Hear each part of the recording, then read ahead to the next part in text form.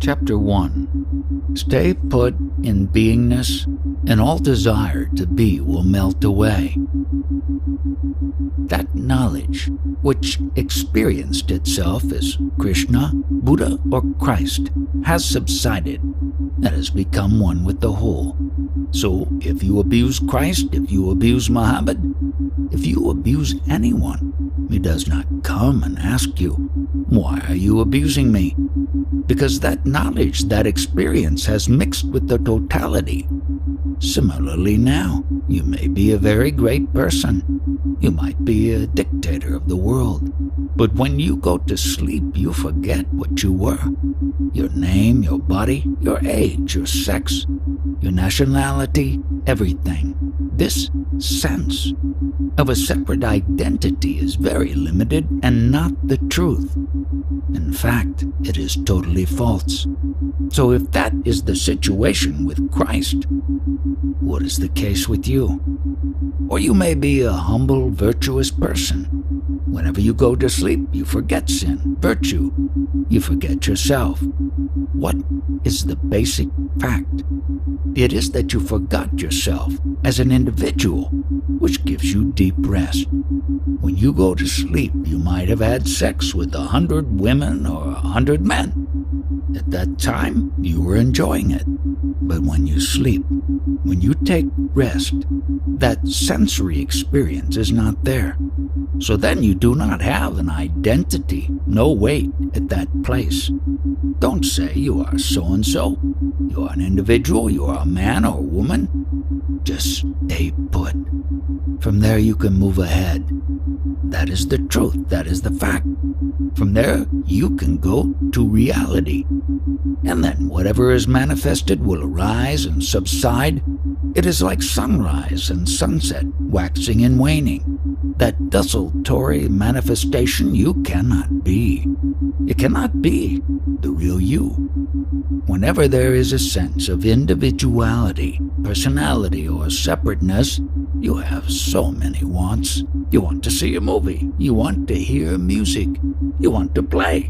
You want to have sex. You want to eat fancy foods. You want to consume intoxicant.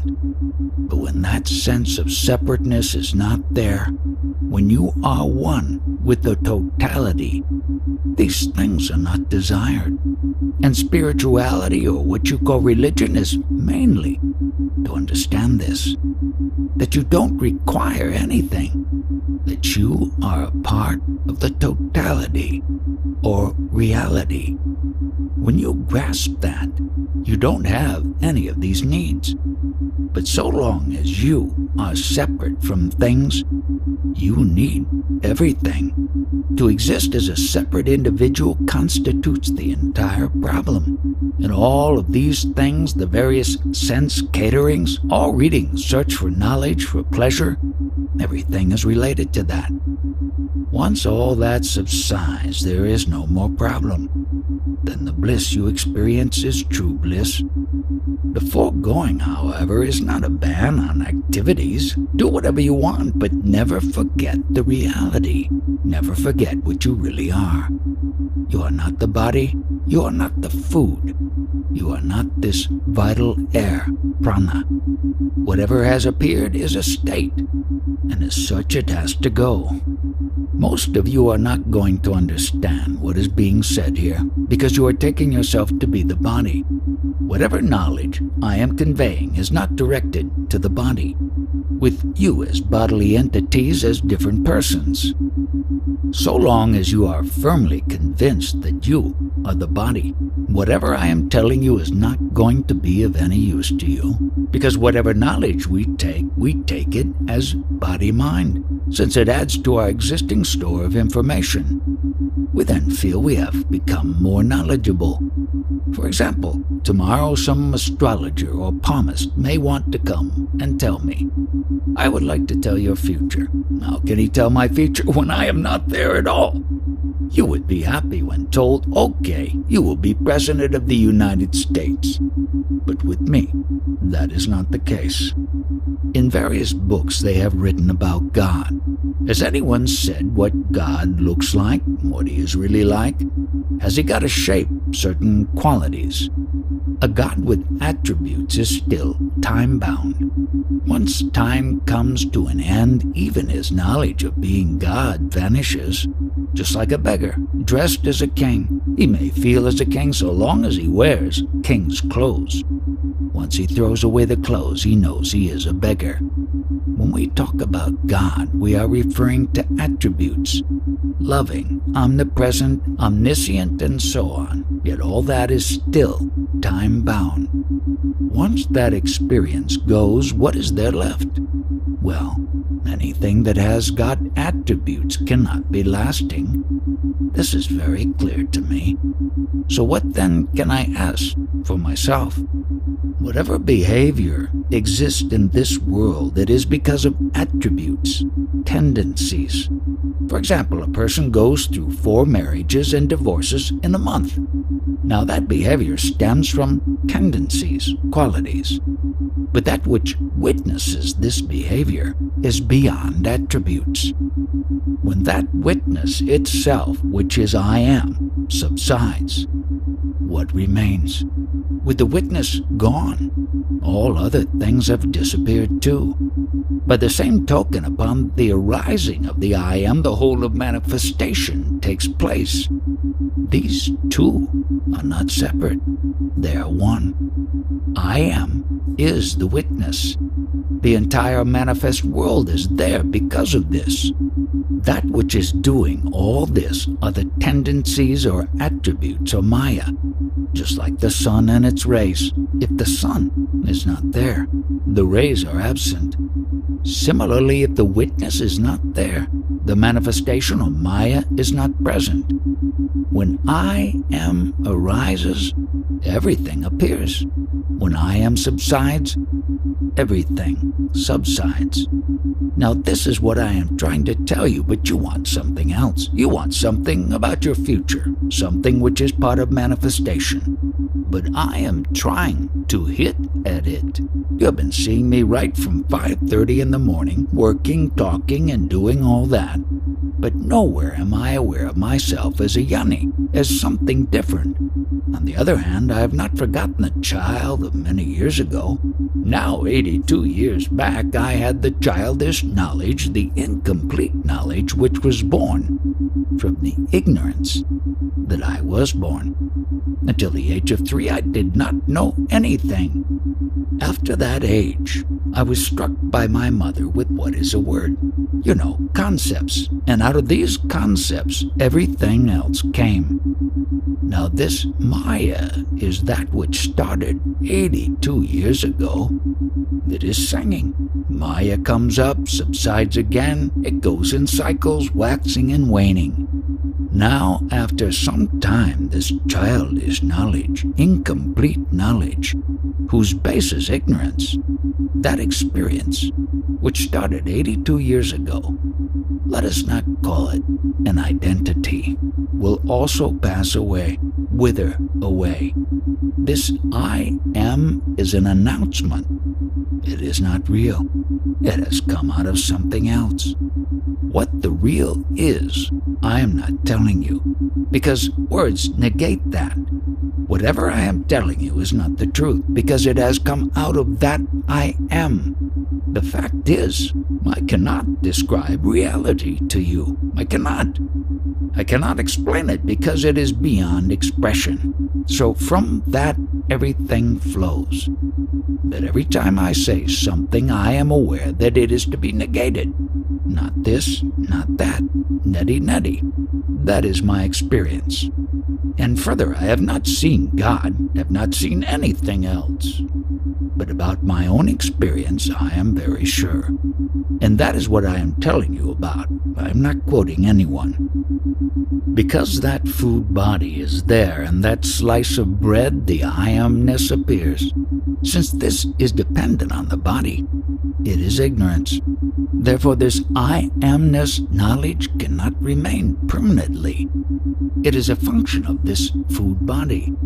So long as the food body is present, this I amness will remain. Thereafter it will go.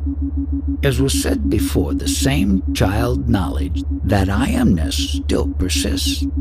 The I amness view appeared in the child body, as it is here today. But because of Maya, continuous changes take place.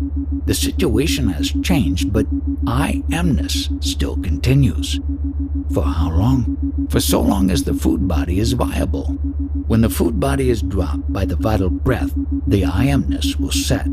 So I amness is not permanent either. The consciousness is not permanent. Our Prime Minister has some firm ideas about himself and whatever concepts he entertains. He does not want to change them, ideas of God, etc. We human beings have so many pet notions, preconceived ideas. Whenever we listen to somebody whose ideas tallies with ours, we agree. Otherwise we reject.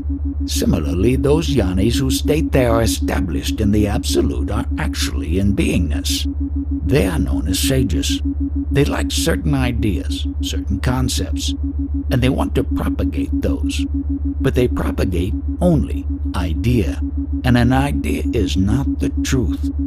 Truth is the state beyond concepts. You take the seed of the banyan tree. It is very small, smaller than the mustard seed. The seed is very subtle, but all the gross matter is already inside it.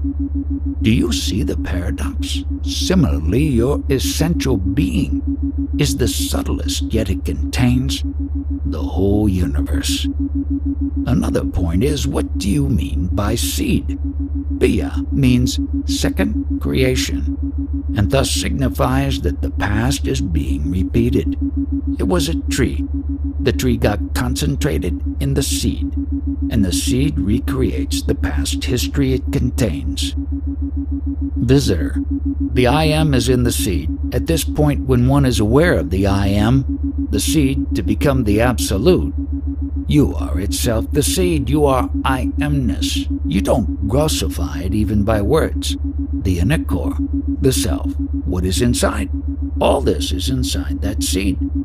Maharaj also said that the inner core is light. No, light here is meant only symbolically. It is not light, like this, self-luminous.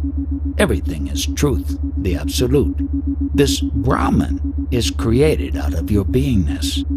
All this Brahman is illusion, born out of ignorance. For your beingness, from the Absolute standpoint, is ignorance only.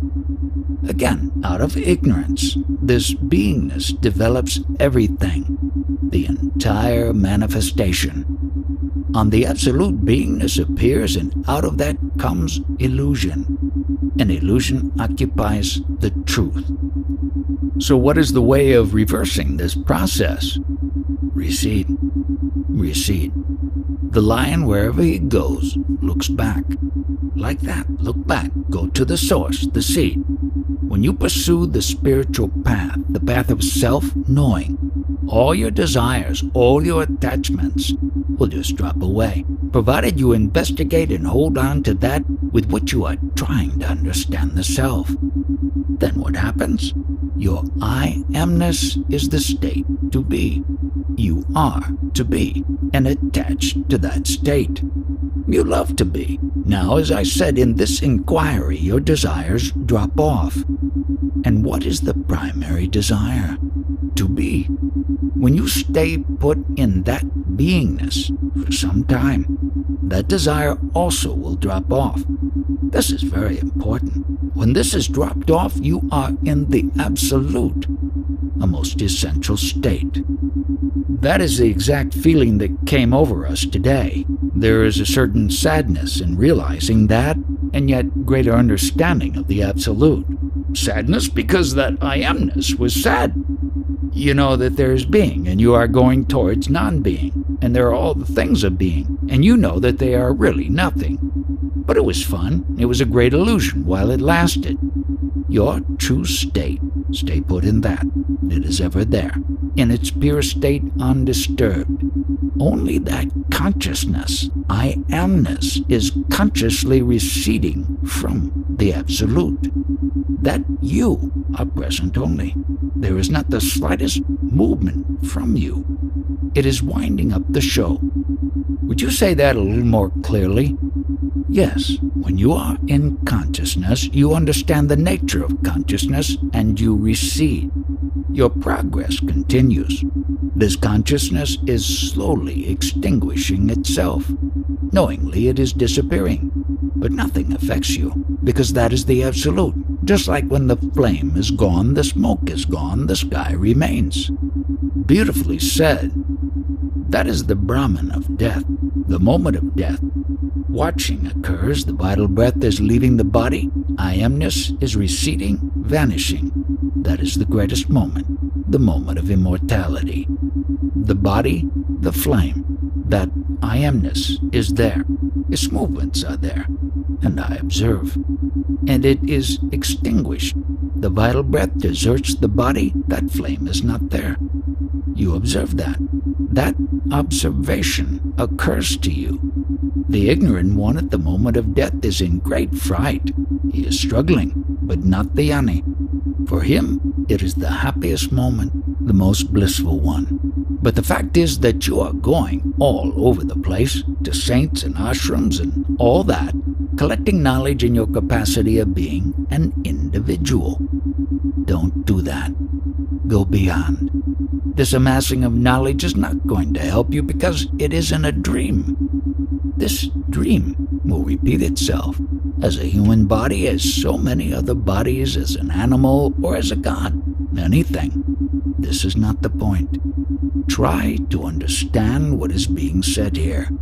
That is the only solution, and will lead you somewhere. What is the relationship between me and you? I don't care whether or not you come here and listen. If you find it, you take it. If you don't want it, go away. The space in this room is neither against nor for, nor in love with the space in that room. It is one. Similarly, I am not bothered. The knowledge I am giving out is like a stream, like a flowing river. If you want to utilize it, take the water, drink it, assimilate it, let it flow by itself. I am not charging you anything. You are spending a lot of money every day. Come on, you keep the money and take my water. Similarly, while talking about it, I take you to the source of the spring. There, water is coming out in a trickle now. This trickle subsequently becomes a river, an estuary, and finally the sea. I take you to the source again and again. Once you arrive at the source, you come to know that actually there is no water. The water is purely the taste, the news that I am. This body-mind is created out of mischief.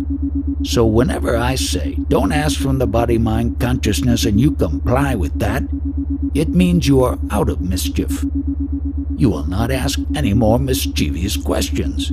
After listening to these words and understanding their meaning, stay convinced that you are that. You are the totality. Then, out of that, tremendous blessings will come your way. You become a Mahayug, that is, you merge into yourself, union with yourself. There is only one principle. The principle is that you are. Because you are, everything is. Hold it firmly to yourself. What is your aim? Do you really want what I am talking about? You have heard what has been said. Now live accordingly and remain with it. You are indulging in worldly activity continually. Now before you go to sleep, forget about all that and start reflecting on reality. Because we can all break away from society. And the next thing is, don't run from door to door. I am of the opinion that most of you are doing that, just amassing knowledge. There is no point in that. Take one sentence of what has been said here and stay with it. That is enough. That will lead you to your source. My word is knowledge, if planted in you, will remove all other words, all concepts. So for this purpose, I will tell you a story. One person takes another person to a hotel, makes him eat something. Afterwards, he tells him, in 6 months you are going to die because I have put some poison in the food. So that fellow gets frightened. He leaves him and meets another friend of his and tells him what has just happened. This man says, "Don't worry. You see this glass? It is filled with urine. Come on, you drink this. If you do, you will survive. There will be no death for you."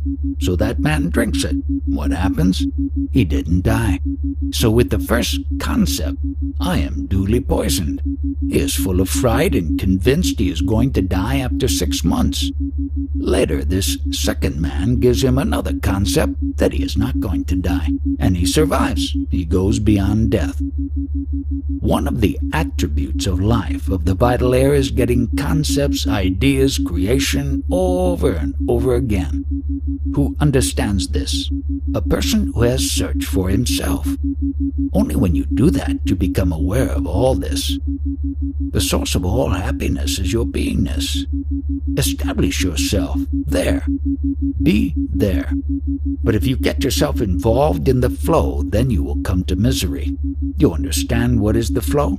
All that Maya, the activities. You try to derive pleasure from the activities. This is a product of the illness. Whatever I have told you, reminisce on it, chew it, be still, because it would lead you to stillness that way. It will be clear to you that just as with the 5 fingers of the hand, this body of yours is made of 5 elements. Because of the 5 elements, the body is there. Your beingness, this consciousness, is the essence of what is to appear as the result of the vital breath, which is circulating in the body. And when that consciousness disappears, or the vital breath deserts the body, everything disappears. This should be very clear to you. Just as this spark comes about because of this chemical ingredient of the cigarette lighter, everything is present only because this food is there. So you understand that your I amness or consciousness is there because of this food body, and because the vital breath is there. And you will be able to watch all these elements, your body, the vital force, and your beingness. When you are in a position to watch all that, you get established in reality. One can get rid of habits only with considerable difficulty. Once the habits are formed, it takes quite some time to get out of them. Similarly, although you have got this knowledge now, what it gives you, you don't know yet, because you have been associated with the body-mind for such a long period. To get rid of that will take some time. But for you to become established in the knowledge, reflecting and meditating on it is very essential. For that, it is necessary to quit one habit you are normally given to and substitute another habit. Now, what is this substitute habit? It is to think constantly that you are not the body. For example, if you observe yourself in a quarrel with somebody, observe and understand clearly that there is a quarrel started by your mind, but you are only its witness. If you don't participate, whether there is a quarrel or not is no longer a concern. All the worldly activities happen through your mind. If you think, I am the body-mind, then you are doomed. When you are absolutely one with Brahman, you don't resort to mind. There is no sound, or you cannot talk. You stay put or keep quiet. To talk, you have to take advantage of this instrument, the mind. So you need to get a little detached from Brahman. Then only the talk can come out. Chapter 2. Whatever has sprung from the 5 elements is sheer ignorance. The knowledge I am is the same same in all sentient creatures, whether it be an insect, a worm, or a human being, or even an avatar, the highest kind of being. I do not consider this basic consciousness in one form as being different in any way from the consciousness in another form. But in order to manifest itself, consciousness needs a base, a particular construct in which it can appear. That base can be anything. It can be any form, but the manifestation can only last so long as that particular form endures. And until that consciousness appears, there cannot be knowledge of any kind. In sum, knowledge depends on consciousness, and consciousness needs a physical matrix or form. One must also consider the importance of the word. The thought arises from the vital breath and expresses itself in the word. Without words, there could not be any communication in the world. In fact, there could not have been any activity, any busyness, or business, for that matter, at all. The world goes on because of the word and the name. People could not have been identified without name. So the word and the name have great importance. The principle of naming every possible thing has been carried forward to the extent that even God had to be given a name, and that name, when repeated, has a certain significance. At an early stage of one's spiritual development, there is no method, no sadhana, more important or effective than repeating the name of God. Now there exists no particular reason for the coming about of this consciousness, so there is no explanation for how this seed, this consciousness or knowledge I am, has arisen.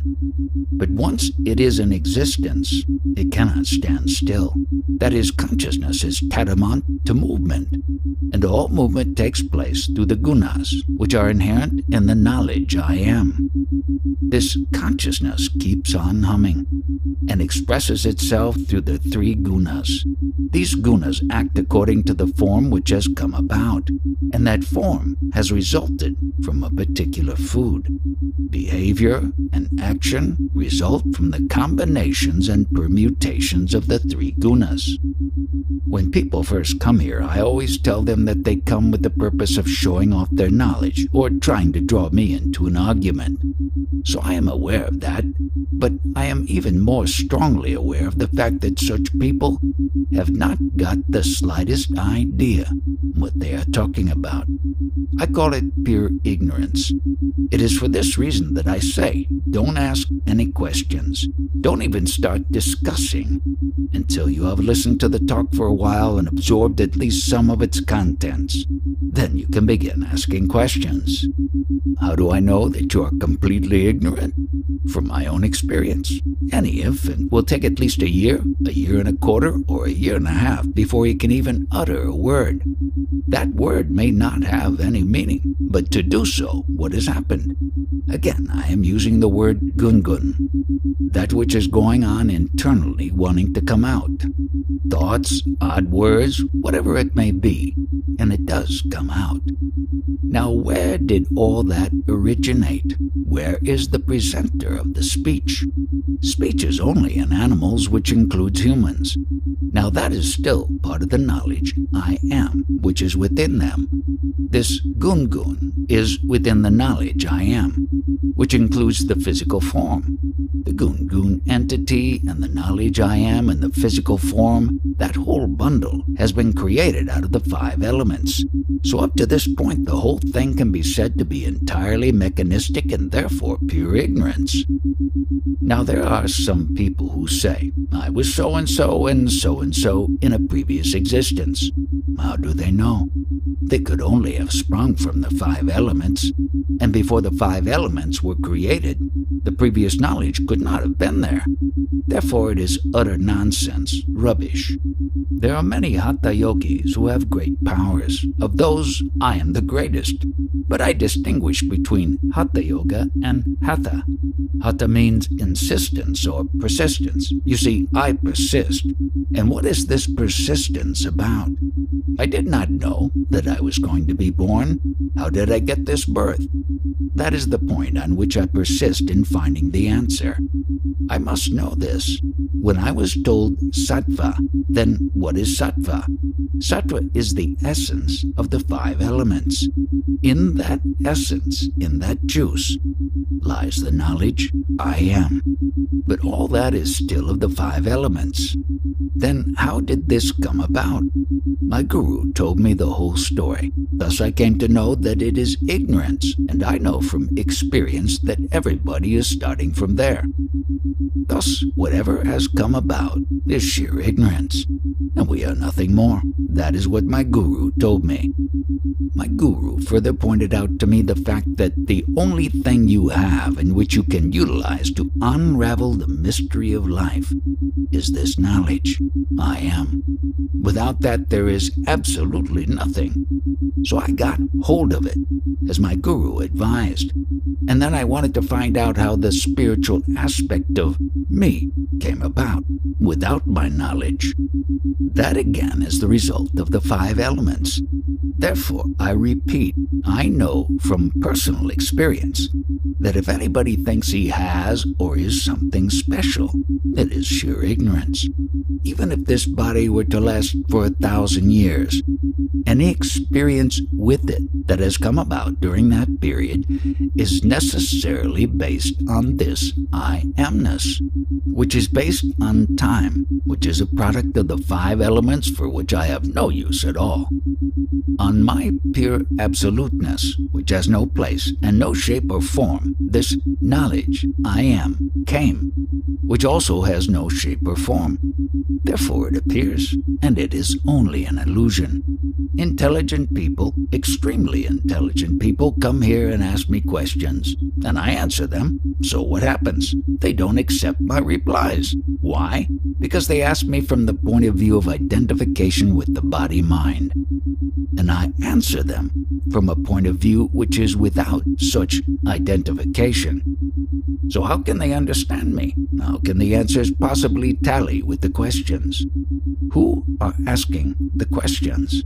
It is the persons who see themselves as existing in time, with the birth of the physical body as their base point. Therefore, they ask questions from that point of view. But that view is false. It is a figment of their imagination, purely a bundle of memories, habits, and imagination. They consider that as the truth, yet it is sheer ignorance, having no basis in reality at all. The date to which you are attaching so much importance met you when the body was born, and from that day onward, you have been considering yourself as that body. What was there before the body came into being? Only that may remain after the disappearance of the body and the elements. And before that body is gone, on that final day, even the memory of existence during the prior period will disappear. So whatever happens between appearance and disappearance of the body is only a bundle of memories. Whatever you have accumulated is merely entertainment. All that is in memory and everything else will disappear. Now, if you had really accepted this through proper understanding, you would not care whether this body remains or goes. When the highest principle, this beingness in the body disappears, how can you talk? When that primary principle has gone, is there any value left? First, the beingness is to disappear. Then also the body will disappear. But the beingness will never know that the body is disappearing, because the beingness itself will already have left. When a child is born, after a year or two, he is able to talk. From where has this capacity developed? From the food essence of the body only, is it not? Internally, he developed this power of speech. The Maharishi has over 8,000 disciples, but does he speak of this knowledge? They depend on this beingness as the truth. They take it as the reality, and all deference is being directed toward that beingness. All spiritual activity activities are based on the feeling that this beingness is the truth. But is it not also the product of the food essence? And therefore does it eventually not become decrepit with the food essence? Don't you understand your knowingness naturally, effortlessly? Once you understand spontaneously, you will realize that it is also a temporary phase. This beingness is going to disappear. And in understanding this, you will come to the conclusion that it is unreal. And the one who understands its unreality is the eternal. Now, continuing to explore this vein, can you hold on to some identity that is exclusively yours, that will not disappear? Without the help of some food essence, can anybody talk? And can anybody incarnate himself without the help of a body? Now, I have been invited to go by car to talk to the people of a village. Will anybody be able to understand this kind of talk, what I am driving at? The problem is, after such a talk, might the people not obtain my address and come to get me? No, the locals may not. They are not such type of people. But the foreigners may try to attack me because I am criticizing Christ. I have indicated knowing the true position of Christ because he talks about the same thing. What was done to Christ might happen to me also, because Christ started telling the facts, the truth, and people got enraged and crucified him. They dared to shed his blood. Since my talk will be beyond the scope of this understanding, some of the audience may become very upset and disturbed. They will say, "It's no use, we must finish him off." It is because of the command of my guru that I am doing this, participating in all these talks. When I go to that village, I will have to discourse about God and purity. I must take the devotional approach. But if I gave the kind of talk that I am giving here, they would not be able to understand it. I should talk on their level of understanding: God, purity, and devotion. Chapter 3. The Ultimate Medicine. When the 5 pranas, pancha pranas, become purified, concomitantly the sense organs become purified and the mind also becomes pure. And when the mind is pure, the language of the sages becomes intelligible. Without such purification, it is not possible to understand the sages, and ultimately that purification leads to self-knowledge, to the self. Does this purification arise as a consequence of applying oneself to meditation on the sense of I am? And is that one's central responsibility? I am referring to what we call the sattva, signifying the essence of the food that you consume. This body is nothing but food for the consciousness. Now the quality of this sattva is the beingness or the knowledge that you are, the I, consciousness. And ultimately you should know this sattva, what it is. But for the moment I will tell you this is the essence of all the food. Your question was whether through meditation this purification takes place. Yes, and how this happens is that by meditation, the sattva quality gets predominant, the mind gets purified, and the knowledge of the self is made possible. Just as the quality of sugar is sweetness, so the quality of the sattva, the essence of food, is this knowledge, this I, consciousness, or as we also call it, beingness. Just as the sweetness of, how can that be the quality of food? I am just not clear on what you are trying to say. Food can either be very tamasic or rajasic. It depends on the food chosen. Are you talking about food in terms of whatever thoughts, instructions we ingest, or just simply the gross elements we take in? Ultimately, the food has taken this form, which is the body. Now, in this body, which is nothing but food, an entity called sattva is present. There is some connection between this sattva and the food. It is not simply that the food is this sattva. The latter is somehow a subtle product, some essence of the food. Is that clear? It's becoming clearer. Then there is also something called the mula sattva, the origin of sattva, original essence. Its quality is that you come to know that you are. So in your body, that primordial sattva, or mula sattva, is present, because of which you have the knowledge that you exist. Another thing concerns so-called sickness. If anything goes wrong with the sattva, or the material of the body, there is some disorder which is termed sickness. How do the doctors rectify that? By giving you medicine. The medicine is also a kind of sattva, so that medicine rectifies this disorder and then the sickness is cured. Sometimes, actually this beingness or knowingness itself is the misery, prior to the appearance of the beingness. You did not have any problems. They started only after its appearance. To repeat, with the form, the beingness appeared, the knowledge that you exist, and along with that came all the problems. So this knowingness or beingness is nothing but misery. Any comment on this? Do you agree? I agree with that, yes. Sometimes I feel that illness arises as a lawful consequence of what people do. At other times it just seems to be something built into the body that we do not understand, and it just arises. It has a force all of its own, and either it will be dissipated when something counters. Again, this beingness, the knowledge, I am, which I call uprado, is a source of trouble. As I said in the morning, as the result of happiness, this source of misery has also begun. In this upadro, in this primary essence, lies the knowledge, I am. You know that you are. I have no argument with this. You see, the quintessence of this body essence is ultimately the knowledge I am, that is sustained by this food essence body. Do you follow? I follow it.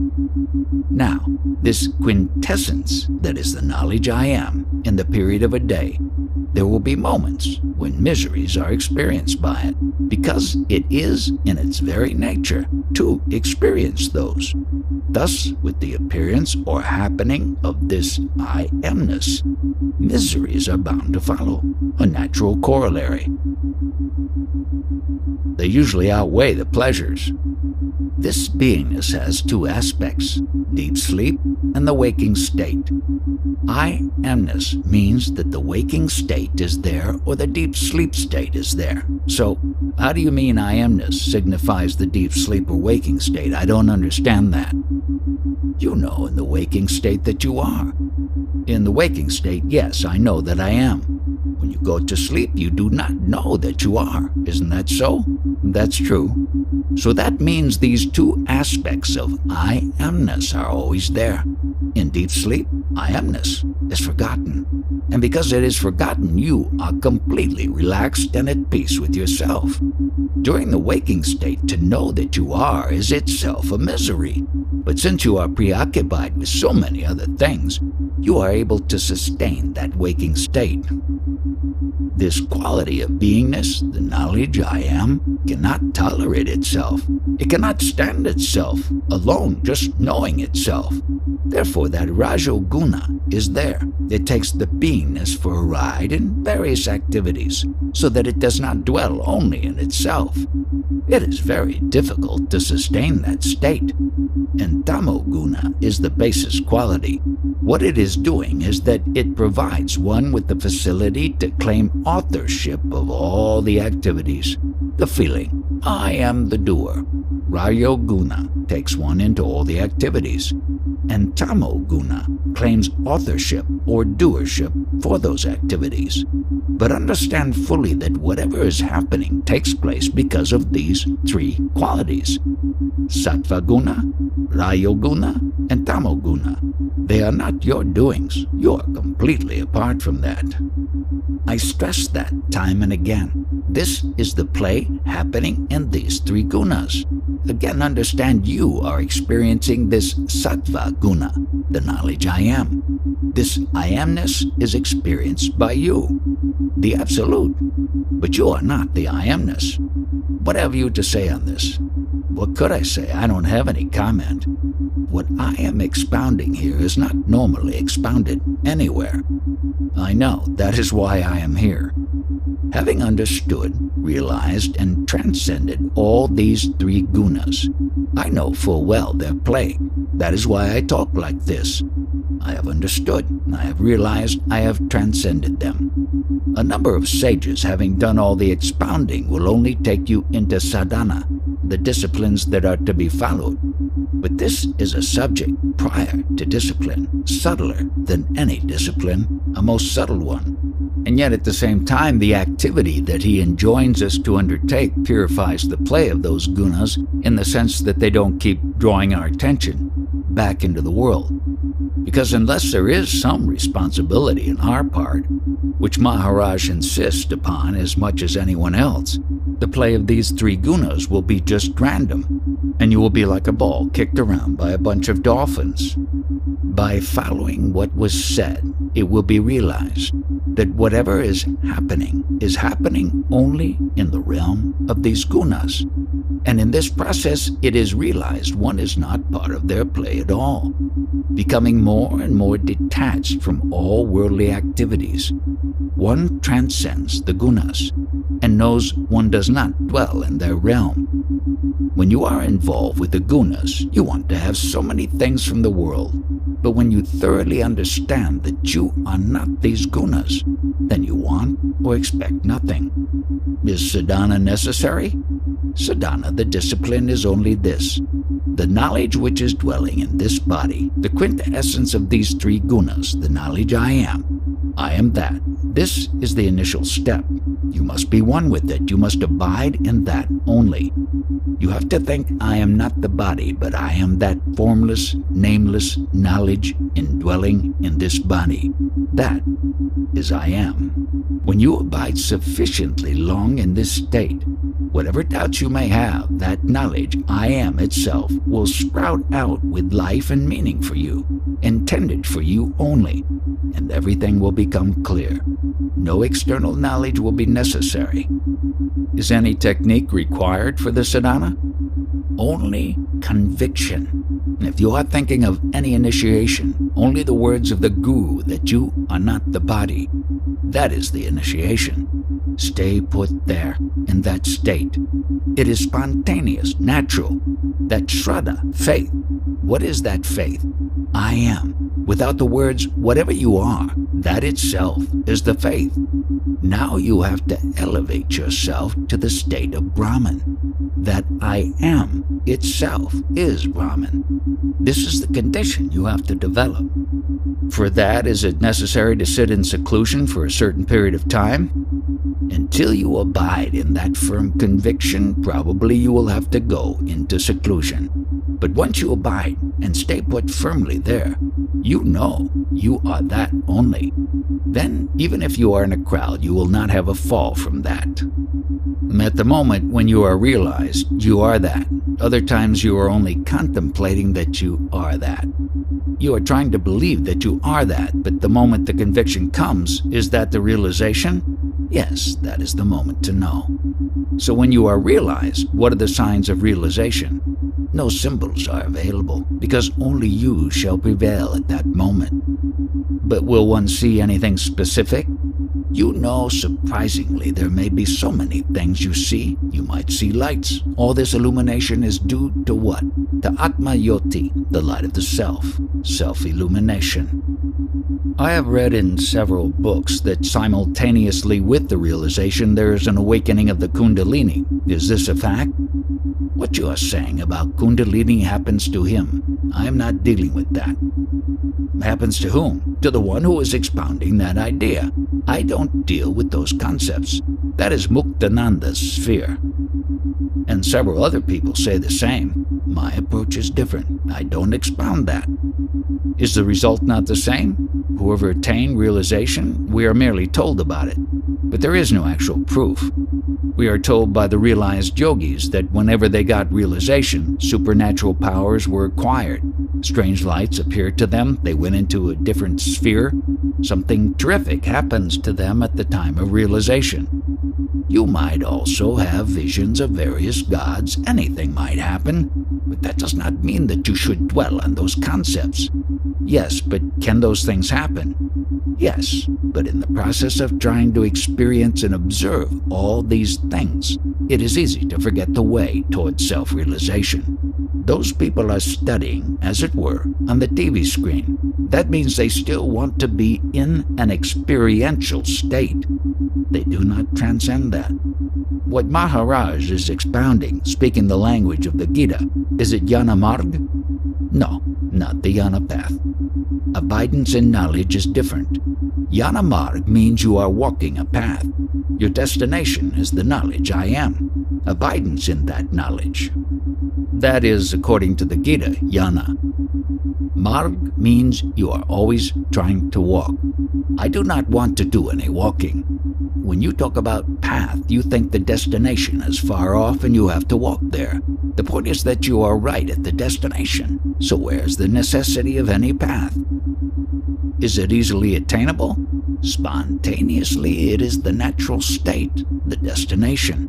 Unfortunately, you are connected with various types of concepts and you are bogged down in the quagmire of those concepts. As it is, you is most spontaneous and natural. Again, I will put it another way. In the Gita, I do not want you to seek support in anything external. There are only two entities, you and me. Don't introduce a third person or a third support. The dialogue is strictly between us. What difference is there between you, Maharaj, and Lord Krishna? I don't know what you mean by difference, for that term does not occur in my vocabulary. So if I quote Lord Krishna of the Gita, for my own satisfaction is it, if you don't enlighten me, who else will? The knowledge you are is Lord Krishna. Okay, so my knowledge, that is Krishna. My knowledge is that devotion is the easiest way, and either Rama, Krishna, or anybody, even Guru. You concentrate on that. Don't even think that I am who I am, this and that. It is better to be an ant than sugar, and with devotion you take his name, the Lord's name, or the Guru's name, and you get the realization. You even get the jnana. By only bhakti, blind bhakti, without even thinking who you are, what you are, that knowledge itself, I am that, will dawn. With conviction, realization will occur. If you have gone through all that, why did you come here? Having done all these things, the devotional path, the knowledge must have dawned on you. Again, one must ask, why did you come? No, the knowledge is not dawned. I feel incomplete.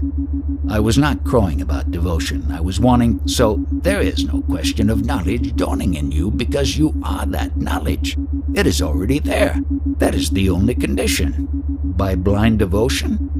Why do you want blind devotion when you are already that? Because it is easiest for 99% of the people. I can believe you more easily than I can believe that I am God. I can believe that you are God. You are more godly. You are God. You are Shaktiman. I can't believe that I am Shaktiman. You will never be alerted to that higher state if you do not believe that you are God. That is Advaita, devotion. There is no difference between God and yourself. You are God only. Only I prevail. Yes, I know, but they say even Advaita, both will lead you to the ultimate. A lot of people may say a lot of things, but what I am telling you is this. See that you are, and know that you are. Just be that. Is Advaita incorrect? Can it lead to the same? There is no question of duality because nothing exists except me. Only I exist. I deal only with that highest, whatever it is. In the lower, everything is true on that level. But I don't deal with that stuff at all. I don't expound the initial stages. That time is over for myself. If anybody places full reliance on my words that you are the Brahman, you are everything. that itself will transform you. Whatever I am is the result of my prarabdha.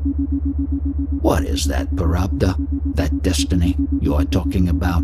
I know of no prarabdha, no destiny. In the initial stages in the kindergarten, thinking of spirituality, I used to say that to one who is receiving primary initiation into spirituality. For him, these lessons are good enough, but not for my sadhana. For an advanced course in spirituality, I will not explain this. These concepts are rejected. If you don't like my teachings, whatever I say, you may blame me and are free to leave here. Can a man shape his destiny? I have said already, I don't believe in destiny. If you have been on the path of devotion, where is the necessity of destiny at all? With devotion, individuality has transformed itself into Brahman, the manifested. So how is the destiny needed for that? That Brahman state, the manifest Brahman, is not subject to any destiny. Is there any question of something good or bad happening to that Brahman state? He who is not one with the Brahman and still thinks he is an individual will always be thinking that something good or bad is going to happen to him as an entity conditioned by body-mind. What have you got to say? Your comments, sir. One of the things that I feel very strongly is happening in the West through the Eastern teachings from such representatives as Maharaj and Ramana Maharshi is that people are so aggressive in attaining things. And when they get bored with attaining material benefits and sexual satisfactions and all the transitory pleasures of drugs, they turn to the spiritual life. But their view of spirituality is still conditioned by the same motive for attainment. You have to understand, in the West, people go towards spirituality because they are getting bored with this objective worldly life. So one must understand what is the cause of the misery. That source you must find out. Is it not necessary? I believe it absolutely is. That's why Maharaj's teachings are so important, because it stands quite apart from the usual teachings. Second visitor. Well, I think that what my newfound friend here is still trying to understand is the same basic confusion that we're having much more recently in the West, in that people associate realization with attainments relative to this whole chakra system. And it is not that at all. You know, when Ramana Maharshi was asked about this, he would say the only center that interested him was the heart. Anybody coming here will be liquidated. He is not going to get anything. When you reach that state, the highest state, then only will you be realized. Whether you are going to attain or discard, I assure you that you will attain nothing, and you will realize that no attainment is required. Abide in the words I have spoken earlier. First do your homework, then ask questions. I would like to know from you what medicine is there which will help you to know that you are, and put to use that knowledge you are. Maharaj's instruction, that is the only medicine I know. Continue to come here if you want to investigate what you are. Track down what that you are is. Investigate that medicine you are. And don't expose all and sundry to what I have told you. Keep it to yourself. Interpreter. To many he will say, don't ask anything, but listen. By merely listening, they understand. Most of their doubts will be cleared. To that lady in the morning, he said, just listen. Don't ask any questions. That can be very effective too. In the flow of the talk, many doubts will be cleared. He is sure of that. Why is there such a divergence between different gurus, rishis, and realized yogis? Perhaps they are not realized. No, this is to be explained as follows. Although consciousness is universal in the knowledge you are, and whatever knowledge there is all common, its expression through the body and the mind is individualistic. There, everything is different. Therefore, the path expounded by each sage will be different. It is bound to be so. All those several paths they will lead to the same. Is it not that all paths lead to Delhi? The paths will be different, but the destination is the same. So you can't compare the path or what I am expounding with somebody else's. In your method, may I call it method? Have you noticed any siddhis? No, but that is my own doing because of the commands of my guru. My guru told me, although you are realized, you will have to expound knowledge only. No siddhi powers for you. I was very eager. I thought, I'll get certain powers, do miracles, remove the sickness of people. At first I was thinking along those lines as an initiate. But my guru told me, nothing of the sort for you. You have to expound knowledge only. There were to be no powers from me. And then he also told me, you must repeat all these bhajans 3 or 4 times a day. You have to do it. He said, for the sake of all the ignorant people, we have to do this. I do not want to take you by the traditional, conventional, tortuous ways. That is why my teachings are better liked by the foreigners, because none of this traditional, conventional thing is there. The worshipping, the rituals, nothing is there. That is the devotional path. But what I am giving you is Atma Yoga. I am not doing Bhakti Yoga. That is bhajans, etc. It is happening, going on by itself. Bhakti Yoga means a devotee trying to link up with God. It is not only going on here, it is going on everywhere right from the ants. This means that everybody has that bhakti. Even an ant wants to live, which is the same as bhakti. But that ant does not know it, only a human form. My question is, even a Yani's bhajans are devoted to some god, say Krishna, which takes for granted saguna bhakti. To the interpreter, are you convinced by the answer? Then in turn you can convince me. Interpreter, what has happened is this. As a Yani he would have remained unknown to the world. That is what his guru thought. So he told him, when Maharaj asked how he could repay this debt after he got realization, you cannot repay this anyway. But if at all you want to repay, you must do bhajans 4 times a day. Now the purpose of his guru's command was that when some bhajan goes on somewhere, people were alerted to the fact that this is a place where worship of God is taking place. Difficult path to achieve Brahman, or self-realization. Although we are attached to the whole world and are moving about in it, the root of our attachment is self-love, knowledge of one's existence. I like your teaching as it is the truth, so where is Rajneesh's moral sense and responsibility as a teacher? It is all fun. He knows it is not real and he wants to have all the fun. That is his idea and his concept. And he also wants to create a peace clan. If he is enlightened, how can he create that illusion?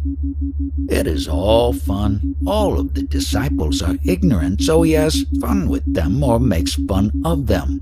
I did a lot of japa and a lot of penance, but I got nothing. I eventually found the right guru, and in a moment, I was transformed. When I met that great guru, Sadguru, unfragmented, whole, unblemished, and complete, I became that. Have self-confidence or faith. If this knowledge is totally absorbed by you, you will not need any words or sacred recitation to achieve the ultimate. Whatever is created is by the knowledge I am. Waking up happens to the body. Something was aware of this body. The witness cannot be in the absence of the knowledge I am. Who are you seeing if you are not aware of the I am? You have covered everything with this I am knowledge. The 5 elemental world is only the creation of this I amness. Is there any knowledge of the state of transition from the absolute to the I am? Don't ponder on that transition stage for the time being. Dwell instead on the fact that your own consciousness is the whole universe. And be there. Be cautious when such experiences arise that get you that experience. Be alert here to the I am, and all other experiences will be transcended. The next elevation will only come when you abide in the self. When you are convinced that all of consciousness is myself, when this conviction is firmly embedded, then only will the question of the next elevation arise. Dwell on the principle of that state for a sufficiently long time. All the greatness, significance, and magnificence of the entire world is dwelling in the principle you are, and I am. That is the prop, and that itself is the greatness. There is no other remedy, no other path. path. Except implicit faith and conviction in the self, there is no alternative. You are still fidgety. The body does whatever it wants. You have all this excitement because you feel happy with the knowledge that you have received. Whatever knowledge you have heard and accepted intellectually, you have to be. Take it that you are that. That means no shape and no design. Whatever you see pertains only to that, to your I amness. Spontaneously it is. You are that principle. Don't try to unravel this with your intellect. Just observe and accept it as it is.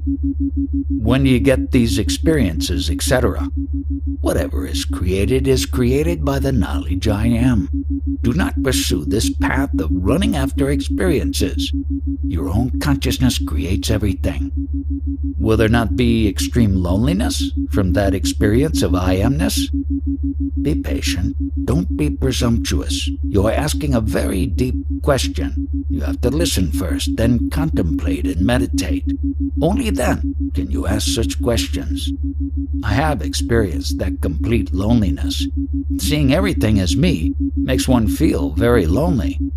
Why do you always fragment the witness? Everything is you. And that is the experience of complete loneliness. You have still not recognized that little remnant. First of all, are you fully convinced that you are not an individual? No. Then don't ask the question. Only when you are convinced that you are not a conditioned man, conditioned by body and mind, may you ask such questions. What is God? All greatness is because of the I am. There is no other path, only this conviction. This is it. The name and body arise from the I am. When hungry, if you want to know who is hungry, just observe. You think that you have understood everything, but it is not so.